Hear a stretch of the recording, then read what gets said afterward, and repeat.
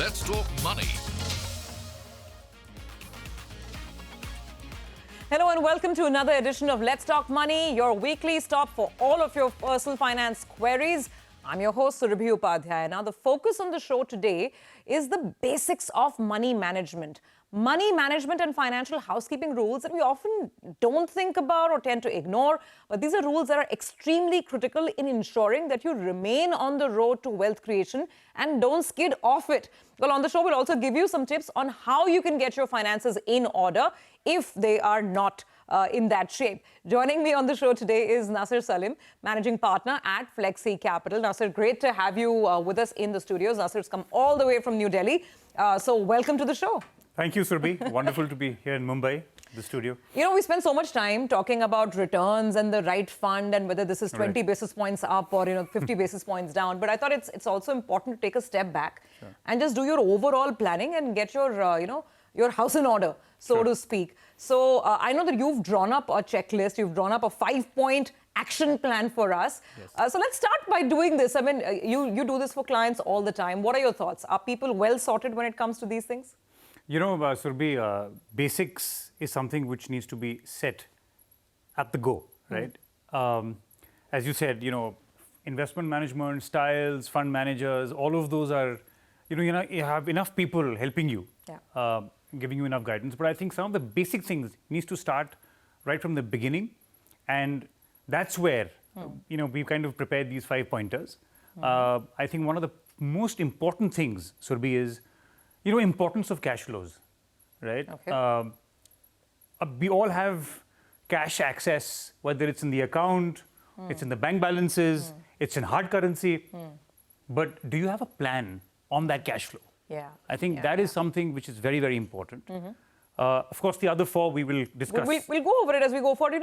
The thing is, and especially in today's world, I think a lot of people are so focused on earning that capital, earning those finances, and then it's very piecemeal. Sometimes you'll remember, there's one fund that you need to get rid of, or you suddenly remember one life insurance policy that needs to be renewed or not renewed. But I think we need a holistic view. So before we get to the individual elements, just lay out that 5-point action plan that we must remember.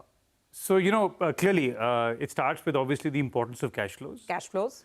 There is an importance of making a contingency fund, which is for an emergency purpose, which can happen anytime. Sure. Then there is something called, you need to plan for unforeseen circumstances. Okay, planning for the unforeseen. I mean, we don't unexpected. know. Yeah. Absolutely. And then there's something called make a smart plan, which is basically what we spoke about in terms investments. of the investments piece. Okay. Right. And last not the least, of course, is a very, very important plan in wealth, and that all the money that you've accumulated over the years, so it'll be a succession plan. Right. Do you have a plan around that? Right. So I think these are most 5 important aspects. 5 pillars, of our financial management. Let me try and remember them myself as we go along. So number 1 is knowing your cash flows and managing them. Number 2 is creating a contingency buffer. I forgot the third. Help me out here, Nasser.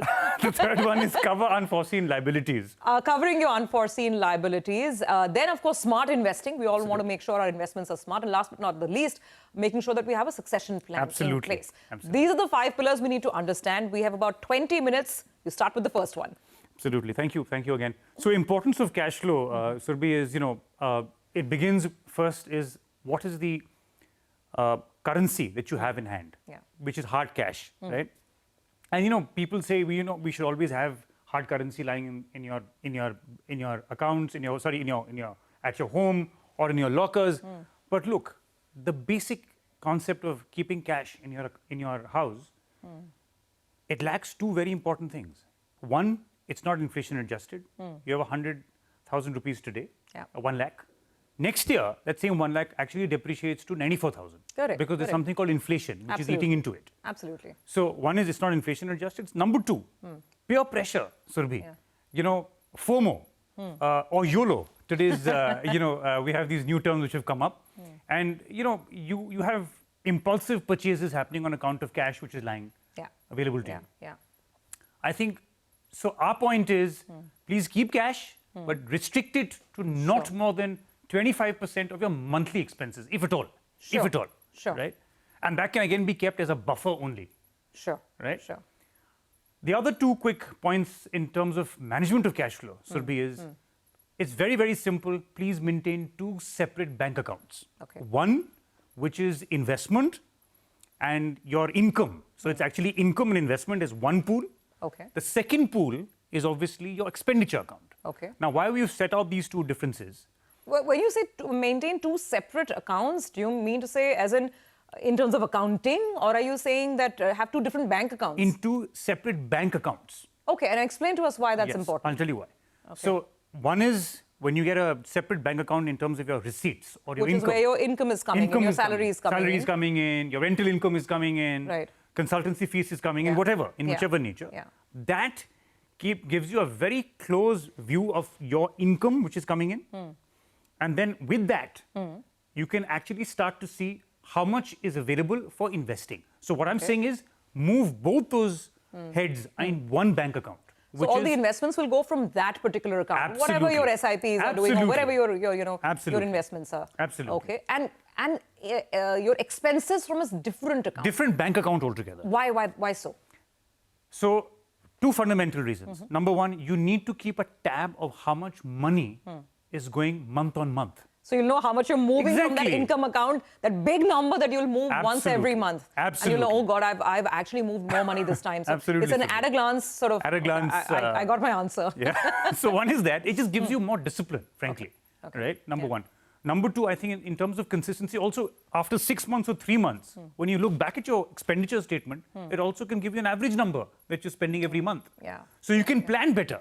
Right. Right? And if you have to actually cut down your expenses or maybe spend more, it gives you a better idea. Sure. So I think these 3 fundamental points is what gets us to the importance of cash flows. If you do this really well, it's all very simple. And one more point which I must tell you, Surabhi, that also helps you from your taxation perspective. Okay. You see, when you're looking at your capital gains, for example, which is or certain taxes that you need to be paid out, everything from your investment account is available in that particular different account. Right. You're not going through multiple bank statements. Through a lot of the you don't have to clearly transactions that are happening. absolutely. Yeah. So those are also a bit of a hygiene that comes in when you maintain these 2 separate heads. Never thought of that, but yeah, it seems to make a lot of sense. Okay, Yeah. so that's number 1. Yeah. Understanding our cash flows and managing them. Perhaps your suggestion is to do that through 2 different bank accounts. That's number 1. Let's come to number 2, which is building a contingency fund. Yes, we call it the contingency or an emergency fund. This is a very, very important tool in my opinion when you're looking at money management. Surabhi, this is basically to say that, look, if you're out of a job, we had a scenario like COVID that happened a few years ago. What if you have a black swan event? Yeah. And you get no more income? And assuming this remains for about 3 to 6 months, what do you do then? Will you be actually redeeming some of your good, best performing funds, good allocations, or would you be rather have that pool of money available to you? Sure. At short notices? So our mantra in this is very, very simple: is keep 6 to 9 months of your monthly expenses, which does not include your investments. Yeah. So basically, if I'm making a lakh a month, and if I'm spending say 40,000 rupees, right? So 40,000 into 6 is 2,40,000. Sure. That should be available to me on call or at call. And where would you park this cash? In what sort of an instrument? Liquid So funds? ideally, what kind of funds, Surabhi, for better tax-adjusted returns, we have something called the arbitrage today as a category of funds, which is available to you at lower risk, and ideally suitable for investors beyond 1 month of holding period. So that's something which can be considered. And a combination of this, it can also be overnight or liquid funds, popularly, which we all are aware of, and they can be used because this is all money which is callable within 24 to 48 hours. So when you said arbitrage funds are more tax efficient, because if you put them in a bank account, at the end of the day you'll have to keep paying tax on the interest that's accruing. So just explain to us why arbitrage might be a better. So arbitrage basically as a category comes under a taxation under equity as an asset class. Okay. And when you have that, short-term capital gain is only 15%. Right. And long-term is 10%. Correct. As against interest income or money that you've left in your bank account, savings bank account, that accrues. And you might have to pay 20%, 30%. That's as per your marginal taxation slab. Yeah. So it could be, as high as 33%. Okay. Right? Or even 39% for people who are in the ultra HNI. In the ultra HNI bracket. Absolutely. So it's always advisable, recommended to be putting this money in overnight stroke arbitrage. Arbitrage is for better tax-adjusted returns. So simply, Surabhi, if you're not in the highest taxation bracket, look at an overnight or a, or a liquid fund. Got it. But otherwise, if you're in a heavy tax bracket, look at the arbitrage as an option. Got it. Let's quickly move to number 3, which is, preparing for an unforeseen event or preparing for an event that you hadn't planned for. Absolutely. So 2 things paramount to this point. One is medical, which is illness, God forbid. Number 2 is untimely death. Both are unfortunately, or mortality, both are unfortunately very, very serious issues. Yeah. And that's why we use the word unforeseen here, Surabhi. Yeah. When we talk about medical, I think one of the biggest estimates, and this is all over public reports, are suggesting that medical inflation eats away into your major part of your savings. So how does one kind of address that? There are very interesting plans available. IRD is pushing manufacturers today to take those, get you those great plans. Yeah. Speak to experts, do a medical cover. Yeah. A medical cover today is available with maternity benefits. Yeah. There are certain other benefits that come in. You should be exploring those, talking to the experts. There's a concept called a family floater versus a non-family floater. If you're a main member of the person in the family earning, use a family floater plan. Get your wife, children, parents as well can be included in that family floater, and it works beautifully in case of any emergency. So that's on health insurance. Just basic, because we're not getting to the details. So these are each of them are individual subjects. Now, life insurance, we know that term plans are recommended. I mean, they are the pure coverage that we get. Is there any rule of thumb? I mean, how much of a term cover to get? How do you answer that question when clients ask you? So a very interesting question again, Surabhi. I think the thumb rule on a pure term plan is 10 times your annual income. Okay. Basically, that's the cover that you need to get. So if your income is assuming 10 lakhs, you should take a cover of 1 crore. This is 10 times your annual net income, basically post taxes and everything. Right? So that's the broad cover that one goes with. Yeah. Got that. And let's come to point number 5 now. Actually, point number 4, which is smart investing, without getting into too much detail because we spend a lot of time talking about investing, but just in terms of the hygiene rules here. So, smart in this case is not smart. It's actually smart, but it comes in with an acronym as well. So smart in this case is specific, measurable, achievable, relevant, and time-bound. Okay. So I'll give you a small example, Surabhi. Somebody who's earning, say, 1 crore, may one fine day get up in the morning and say, I want to buy an airplane for 100 crores. It's a great plan. It's a good idea. And then he says that I want to buy it in the next 3 months. So it's a good thought. Yeah, but is it achievable? Is it realistic? Measurable? Time-bound? So that's why the relevance of this. Sure. And I think the point is very, very simple. Surabhi, when you're looking at your investment plan, obviously under guidance from an expert, you should have buckets. Yeah. Right. We believe that bucket system is very, very simple. It should be based on time horizon. So your first bucket, ideally, from a quadrant perspective, first quadrant is ideally up to 1 year. Then you move to up to 3 years. Then the third quadrant is up to 5 years, and then it's up to 10 years. And you put your goals in these. And you put your goals, and then you check which is the most suitable option or the suitable products available to you to get to those goals. Sure. Right. Sure. And simply put, for example, real estate can't be in 3 to 5 years. It has to be 10 years and above. What if I want to buy a house in the next 3 years? Then it goes in the 3-year bucket? Then it goes into 3-year bucket, absolutely. Then I have to plan accordingly. And you have to plan accordingly, Got absolutely. It. Got it. Because the drawdown will happen in 3 years from now. That's true. Right? So I think the idea, the entire perspective is to ensure that you have clarity in terms of which buckets you need to create for which life goals. Sure. And that's the basic idea behind that. The last point, which is, thinking about succession, this is a thought that, probably never crosses people's mind till they're reaching retirement age, but life can be very unpredictable. Absolutely. So explain to us why this is extremely important. So, Surabhi, again, we create wealth. Over the years, we work hard, and obviously there is a time to go, unfortunately. And then there is something called intergenerational wealth transfer. Yeah. It's very, very important. And we need to kind of have those discussions and conversations. Yeah. I think it starts from the basics as getting your nominations in place of all your financial assets, financial liquid assets.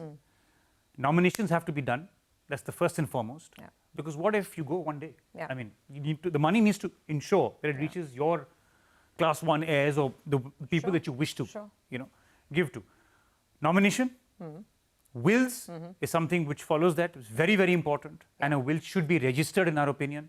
So, speak to an expert, your legal team, ask them, they'll ask you. It's a very simple process. It's not very cumbersome.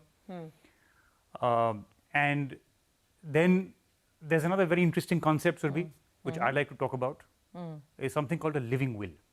Okay. This is something which is now gaining a lot of prominence amongst clients in India. And a living will is different from a will. A will we all know, right? But a living will is something when end of life is imminent. Okay. When you are, God forbid, in a vegetative state. So let's take an example, Surabhi. Somebody, God forbid, has got a hemorrhage. There's a chance of 2% recovery. 98% he will be in a vegetative state. Right. A living will will ensure, in this case, that the medical personnel who are dealing with him, right, when he's on the ventilator or doing whatever, when he's completely bedridden, they will not perform any heroic measures or something extraordinary to extend their life, to extend his life, basically. Okay.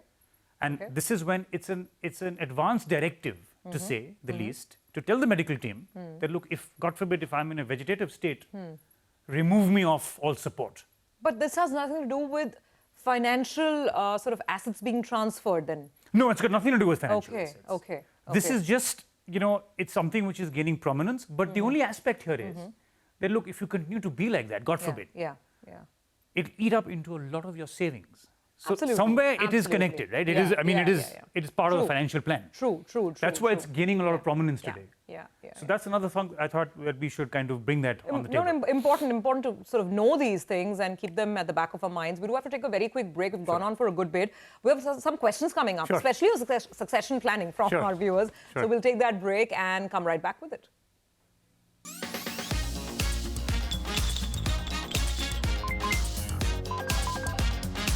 Let's talk money.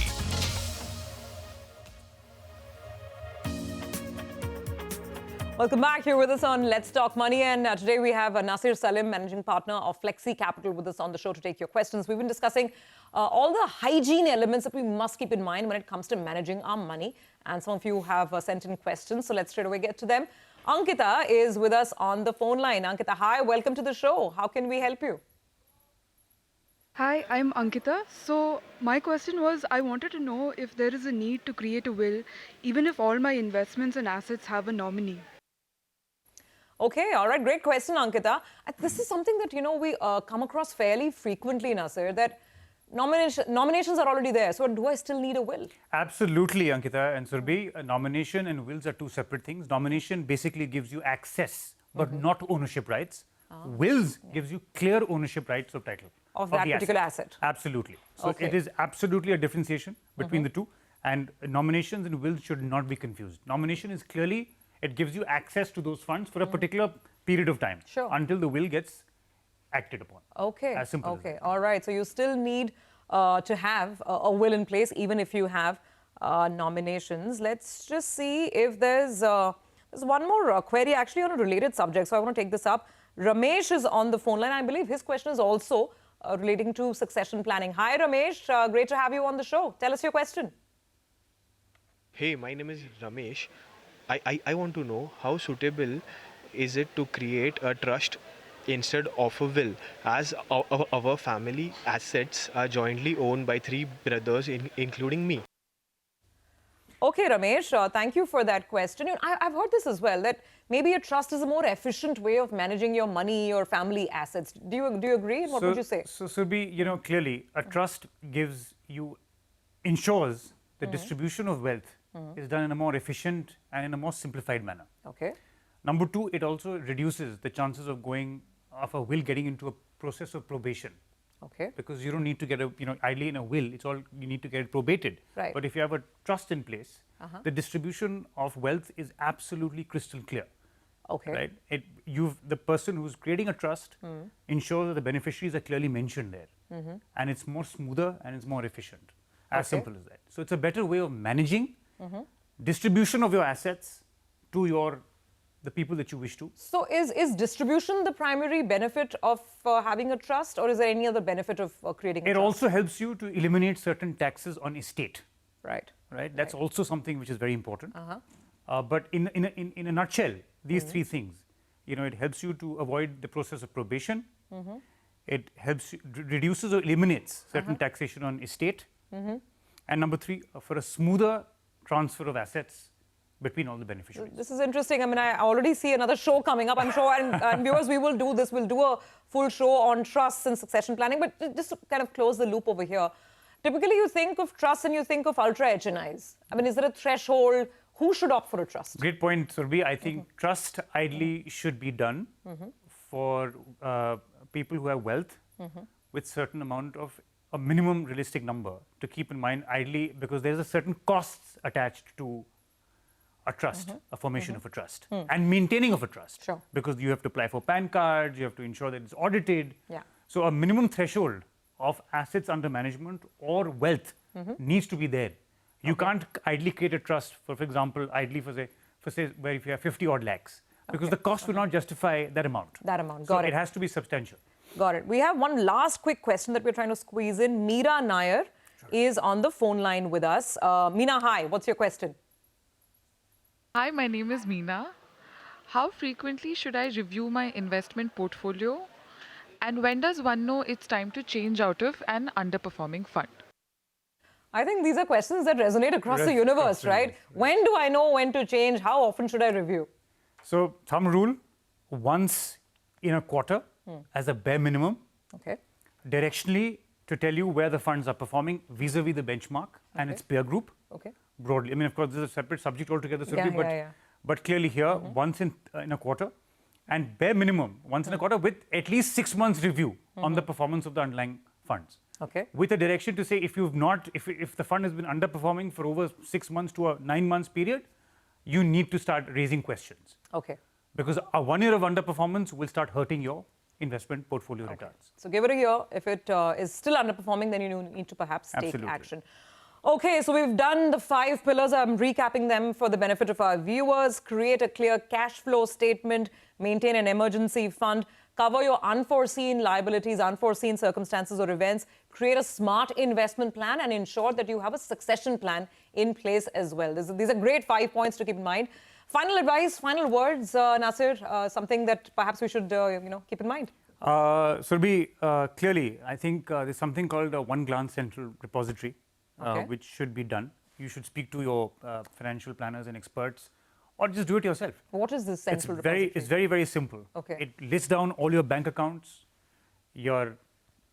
all your assets in one sheet, bank accounts, your savings accounts, your insurance policies, medical policies, nominations in place, and please share it with your spouse. Right. That's very important, so that they know, Yeah. in case that something needs to be pulled out, where it is. Yeah. Number 2, be patient as an investor. Don't chase your dreams, because there's no shortcuts to hard work and discipline. So when I say don't chase your dreams, you should chase your dreams, but not at the cost of time. Yeah. You have to give it time and be patient. Number 3, the importance of a basic checklist of hygiene, which is here to say that, look, if you made a plan, stick to that plan until you achieve it. Sure. So these 3 things broadly will make sure that you're home comfortably. Fantastic, Nasser. Sometimes it's really important to hear these things again. They're common sense points, but we tend to forget them, and then we end up paying the price. So really appreciate your listing all of this down in a very simple manner for us today. Well, with that, folks, we've come to the end of this episode. Keep sending us your feedback, and remember, you can ask us any questions on any topic, and we'll come back to you with answers. Thank you very much for watching. We'll see you again next week.